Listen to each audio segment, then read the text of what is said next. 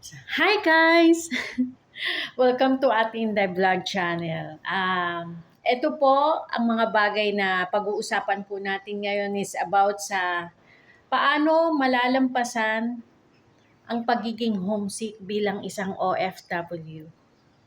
So, meron po ako ditong 6 na paraan na hopefully ay makatulong naman po sa inyo. Sa mga baguhang OFW po dyan, hello po sa inyo, mabuhay po tayong lahat. So, unang-una po, ang dapat nating gawin para malampasan natin ang lungkot is always mag-pray. Mag-pray tayo kay Lord. Hingiin natin na nawa mapaglabanan natin ang mga lungkot na ating nararanasan, ang mga pagdurusa, ang mga kalungkutan na dahil syempre namimiss natin ang ating pamilya. So, pasok na pasok po dyan, number 1 is pray. Kasi po bilang isang OFW ako po, admit po ako na talagang pumunta po ako dito kasama ko po ang Panginoon. Nag-iisa lang po ako at wala po tayong ibang kasama kundi yun po ay ang Panginoon. So, number 2 po is magpakatatag. So, when it says magpakatatag po, kailangan po talaga nating maging matibay sa lahat ng bagay. Dahil po, habang tayo nagtatrabaho, marami po tayong mga i-encounter na hindi po natin masasabi kung okay ba ang amo natin, kung mahigpit ba ang amo natin. So, swerte po natin kung ang amo natin is mabait. Bilang ako po, napakaswerte ko po kasi ang mga amo ko po is mababait po sa akin. So, shout out po dyan sa mga mababaitang amo. Mabuhay po ang lahat ng amo ng mga mababait dyan. At tayo rin pong mga nani, bigay rin po natin ang best natin para naman kahit papaano ay masuklian natin ang kabaitan ng ating mga amo.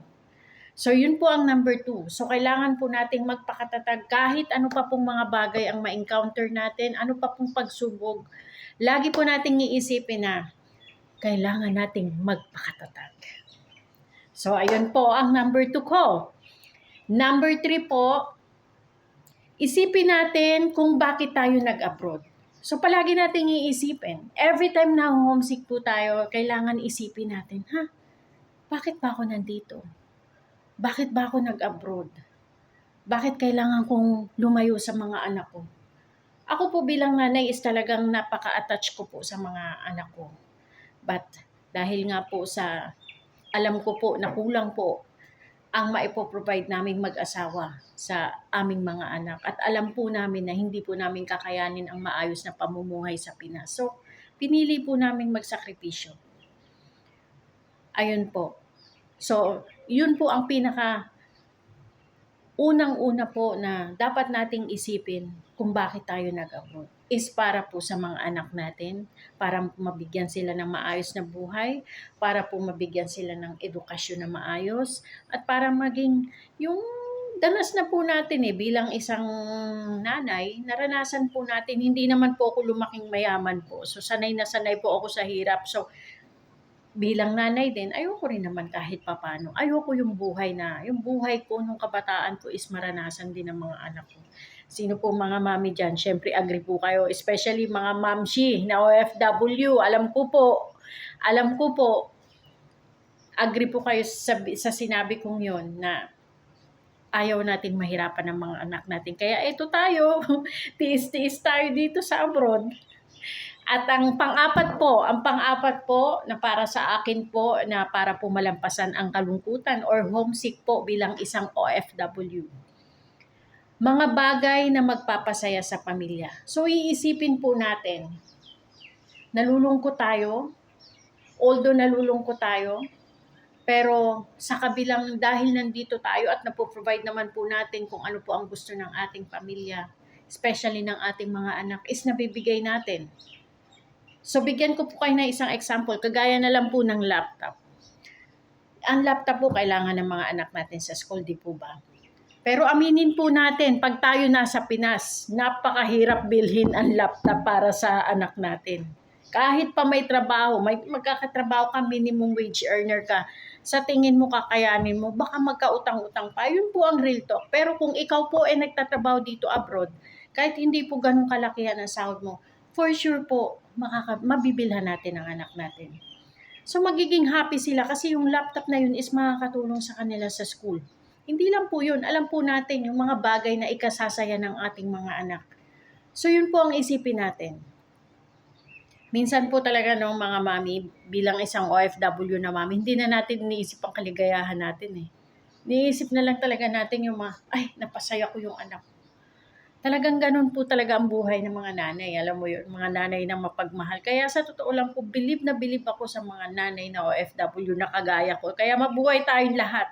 Swerte ng mga asawa natin sa atin, sa totoo lang. Dahil hindi lahat ng utak ng nanay is ganyan.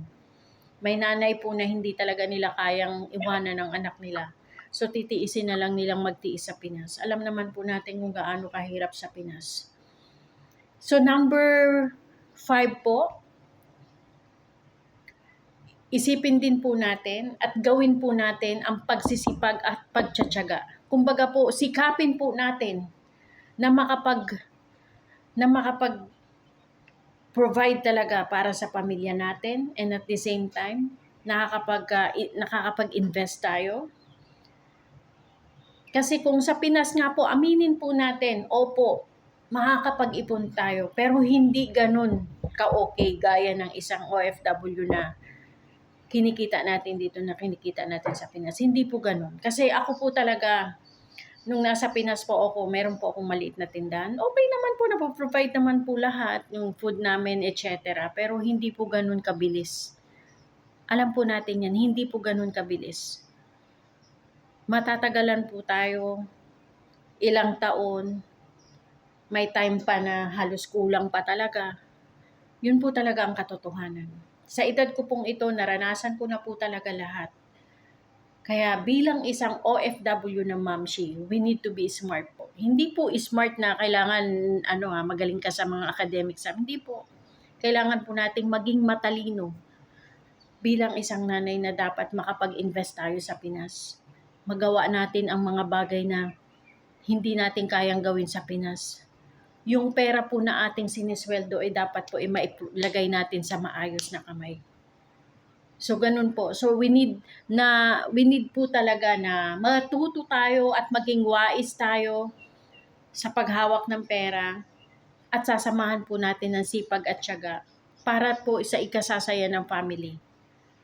So yun po ang number 5 ko bilang isang OFW na malampasan natin ang homesick. Isipin po natin kung anong goal natin, kung ano po ang kailangan natin. At ang number 6 po para sa akin, sikapin po, tayo po bilang isang OFW, sikapin din po nating maging masaya. Kagaya ko po, nag-iisa ako sa kwarto. So minsan, maisip ko, manunod ako ng ganito. Choose to be happy. Huwag kang magmukmok. Instead na magmukmok ka, maisip mo yung mga anak mo, mag-worried ka, mag-pray ka, na isipin mo, ay okay ang mga anak ko, hindi naman sila pababayaan ng Panginoon. Choose to be happy. Pumunta ka sa friends mo, pumunta kayo kahit saan. Pilitin mo na maging masaya. Kasi, tama po, sa picture lang naman talaga masaya, pero dahil nga po sa mami tayo, hindi po tayo napunta dito para sa sa sarili lang natin. Pumunta tayo mag-abroad. Dala-dala po ang pangarap para sa ating mga anak.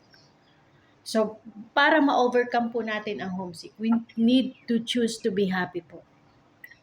Sa lahat ng bagay, malaki man yan o maliit, lagi nating iisipin na kailangan po nating maging masaya.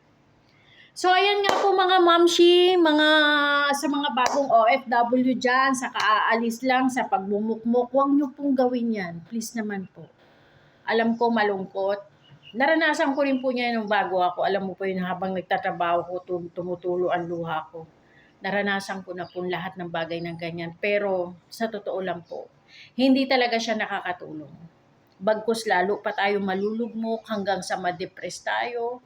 Tapos, syempre, hindi naman po natin masasabi na sa lahat po ng mga amo natin, yung ibang amo, hindi nila yun naintindihan dahil kumpleto sila. So, ikaw mismo ang makakatulong sa sarili mo. Wala pong iba kundi sarili mo at ang Panginoon. Mag-pray lang po. Lagi lang po nating isipin ang mga bagay na ikasasaya natin dito, ikatatagal natin dito, nang sa gayon kung ano po yung goal natin sa Pinas is magawa natin.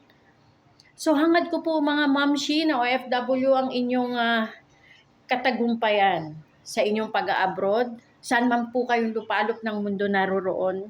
Saludo po talaga ako sa inyo. Maraming salamat po. Please subscribe po and any comments and suggestion po, pwede po kayong magtanong sa akin at kung sasagutin ko naman po. Maraming salamat po. Ako po si Ate Inday Channel. Thank you po for watching my vlog.